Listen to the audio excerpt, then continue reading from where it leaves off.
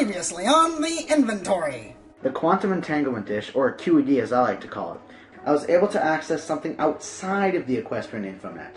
But what is very strange about these bronies is that as I viewed the site page more, it turns out, well, they sort of worship everything about us. What's the show even going to be called? The Inventory. Hello and welcome everybody to the first installment of the Inventory here on KPNY Radio.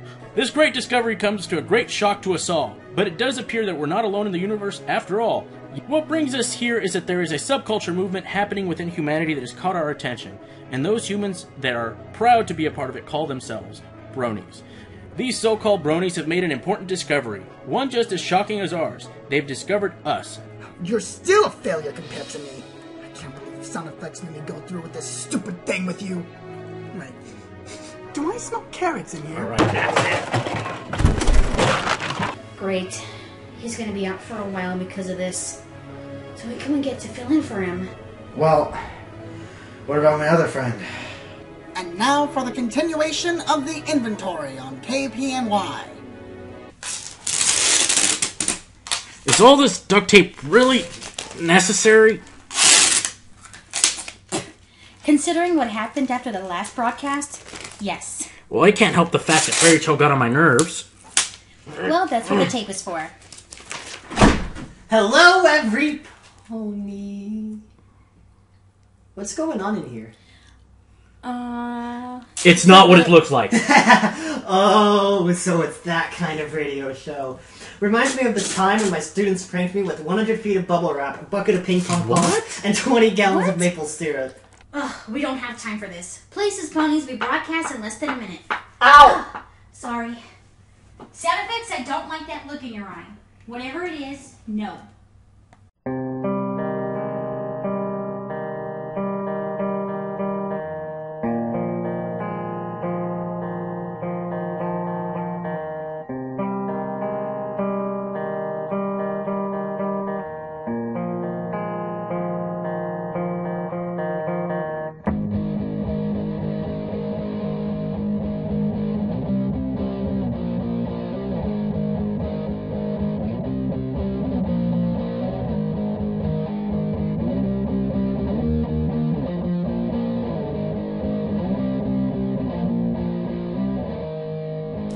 Hello, every pony, and thank you for tuning in for another installment of the Inventory here on KPNY Radio. Where if you aren't listening to KPNY Radio, odds are you probably just aren't listening to the radio. I'm your host, Airwaves, who apparently nobody trusts you at the moment. Am I giving me a helping hoof here? Yeah. Here. There you go. There you go. Thank you. Anyway, so we here at the Inventory are devoted to getting a better understanding of the brony phenomenon, the brony community of Earth, if you will, and see why they praise us and love us so very much by sharing their creations with all of you. Unfortunately, after an incident that took place after our last broadcast, Fairytail is currently indisposed. So filling in for him today is going to be our next leading researcher, Hardcover, who apparently, my station manager believes I might be possibly a threat to, which is why I'm tied up. Greetings, every pony. I am Hardcover. My hobbies include working at Canterlot University as a literary professor in my downtime, whenever they need a helping hand for an extra teacher for the expanded classes. What a very prestigious career. So what happens when they don't need an extra pony or have an expanded class for you to teach? I spend most of my downtime on campus tutoring students in literature and assisting in the many extracurricular clubs and activities. Okay, on so occasion, one might come to ask for me for help in their own works of literature, but I tend to try and let them write the way they feel most comfortable rather than steering them in the direction of professionalism. Okay, However, if their goal is to become a published author, then I tend to be a little stricter. So you must really enjoy your work. Very much. I can tell. Any case, Hardcover. Yes? Oh, sorry. Do you mind passing that paper there to me? Yeah, here.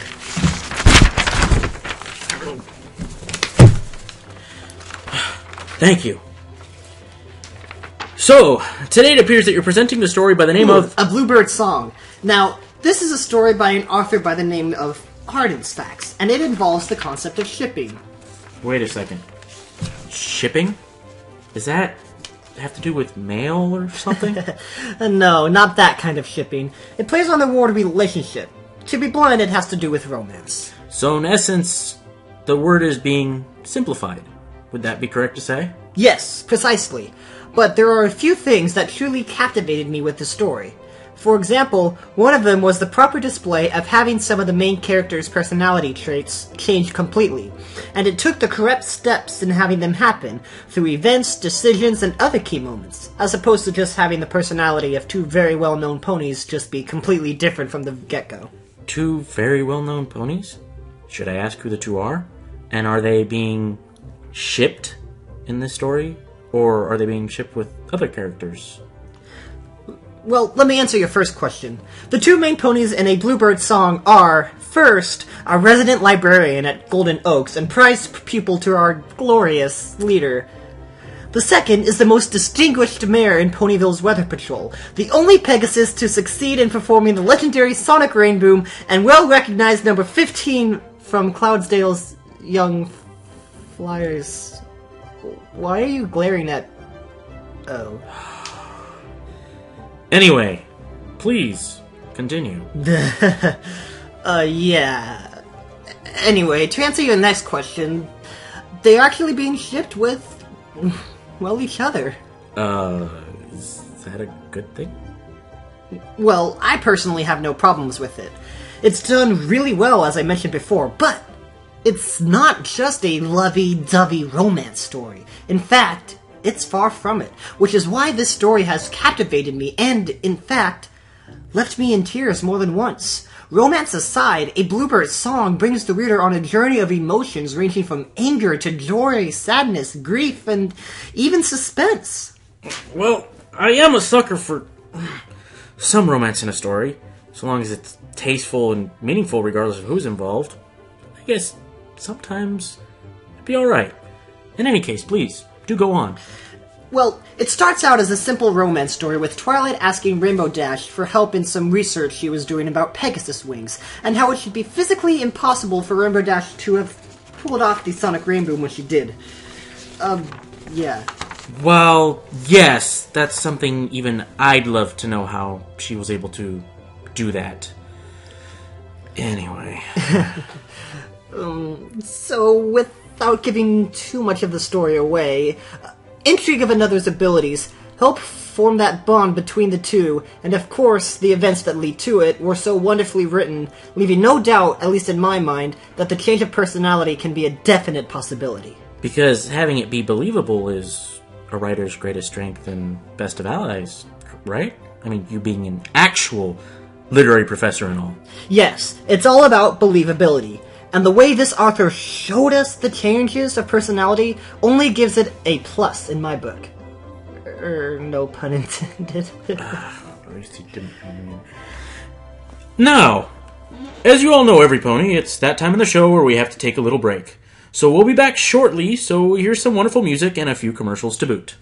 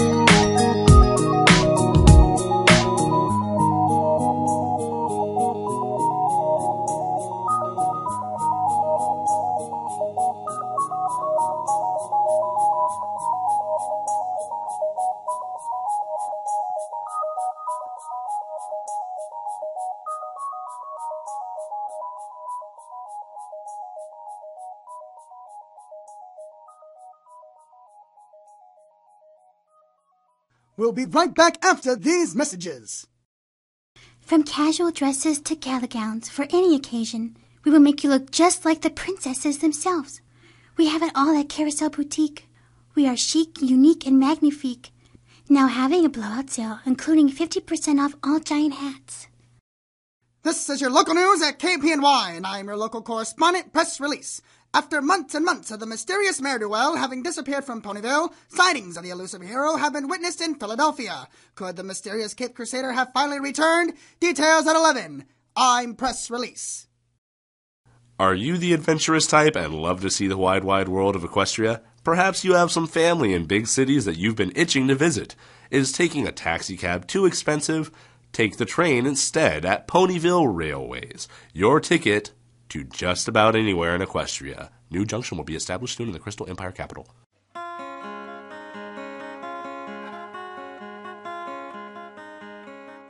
So we're back, Every Pony, and you're listening to the inventory on KPNY Radio. Now, to remind you all, Every Pony, that if you aren't listening to KPNY, you probably just aren't listening to the radio. Now then, Hardcover, you were telling me during the commercial break that other than the relationship, or shipping as it is dubbed, what are some of the other key defining factors that you'd like to share with us, or share with our listeners, of the story A Bluebird Song by Ardensfax? Well, if I go too much into detail, I'd be giving away some major surprises. But it has aspects of mystery, adventure, and some truly dark scenarios. These two ponies are given a run for their lives when a renegade group of unicorns called Sunset begin to take interest in Twilight's studies. A remarkable discovery is made, and Sunset will stop at nothing to make sure these results aren't published. Is that because this renegade group is trying to keep it from falling into the wrong hooves? No. The unicorns of Sunset already know this discovery, but their goal is to keep it from the public's knowledge. The discovery Twilight makes is a secret that has long been buried, and the unicorns feel that if the others know about this, then the unicorns would lose their current standing. They seem to have the we are better than you personality type, and if others currently knew what Twilight is planning to release, that their advantage over others would then be lost. Oh, I get it now. So primarily the group Sunset is looking out for themselves versus being the clandestine group that I had first imagined with your explanation. So, where does this story take place? I'm assuming right here in Ponyville, as per example of our last broadcast? Well, it begins in Ponyville, but the author takes you on a journey into Cloudsdale as well as to Camelot.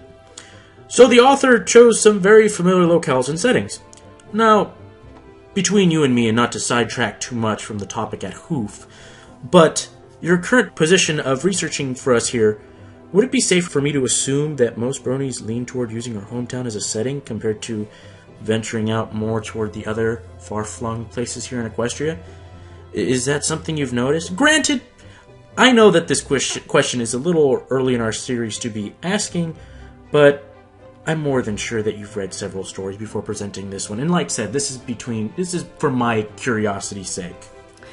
Yes, I have read numerous stories, and have come across a few that do use our more well-known cities, such as Camelot and Cloudsdale, obviously for their beauty and location, which, even to us, also play a key importance in the workings of our civilization, which needs no real explanation. But I have also come across a few stories in my short time researching the brony phenomenon that haven't used either of those two cities, or even our own town here as a focal point or setting. But that's for another broadcast, really. Thank you. Now, to get back on track, I do apologize to all our listeners, but that question was for my own curiosity. And perhaps, maybe to some of yours as well out there in Radioland. But finally, what I really... Even though A Bluebird Song is 205,000 words long, and I know a number like that could scare away some more casual readers, as might any story hitting over 100,000 words, it is still very much worth reading, especially if you enjoy a great story with romance and emotional thrills. How did you know I was going to add... Never mind. In any case, we here at KPNY Radio and myself would like to personally thank you for your hard work on researching the story A Bluebird Song by... Believe me, it was my pleasure. Yes. It was a pleasure to have you on here compared to... But my biggest joy of all was being able to share this story with you and all of my experience with our listeners today. Plus, if I may recommend another story by this author, I'd recommend Under the Aurora. another romance story between Fluttershy and Rainbow Dash. It's much, much shorter, but do give it a shot. You will not expect the ending. I know I didn't. Another shipping story, including two very familiar mares. In any case, Fillies and Gentle Colts, again, hardcover. Yes? Oh! Sorry. Now, in any case, every pony, that brings our broadcast of the inventory here at KPNY Radio to an end. And again, just like before, if the story that was presented to you fits your fancy, and perhaps you just like to waste a little time in the process, we have printed up several copies at the station to pick up, again, for your reading pleasure and enjoyment. Now, before we do sign off here at the inventory, we would all like to thank you all for joining us out here in Radioland. So to all of you wonderful ponies out there, we hope you have a good night. Say goodnight, hardcover. Have a great night, every pony. And remember, great adventure always await in the lines of literature. Good job, everybody, for a successful and incident-free broadcast. Cider and donuts on me in the break room. Ooh, are there sprinkles on the donuts? Of course. Yay!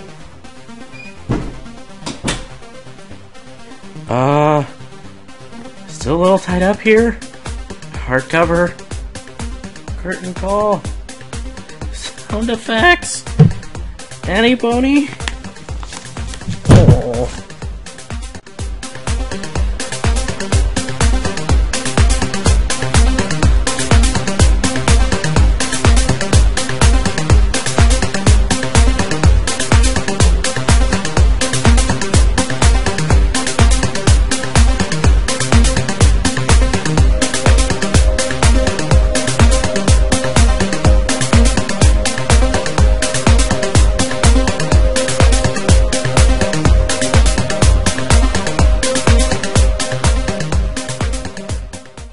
Forget something? Oh.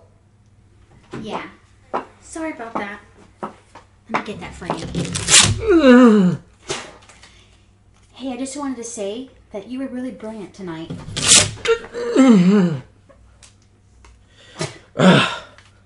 Thanks. No, seriously, those extra segment pieces you guys have been doing have really helped improve ratings. Not that I don't appreciate the compliment. What do you mean by extra segment pieces? You know, turning the mic on and doing a little behind-the-scene banter.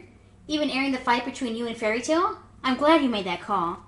Only one with years of experience would know to capture gold like that.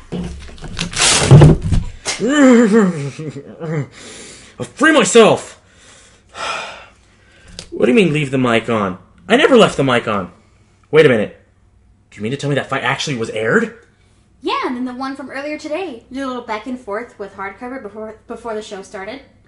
I honestly don't even know what you're talking about. That's odd. Well, if you didn't turn the mic on, then who did? I said I'd free myself. Sorry.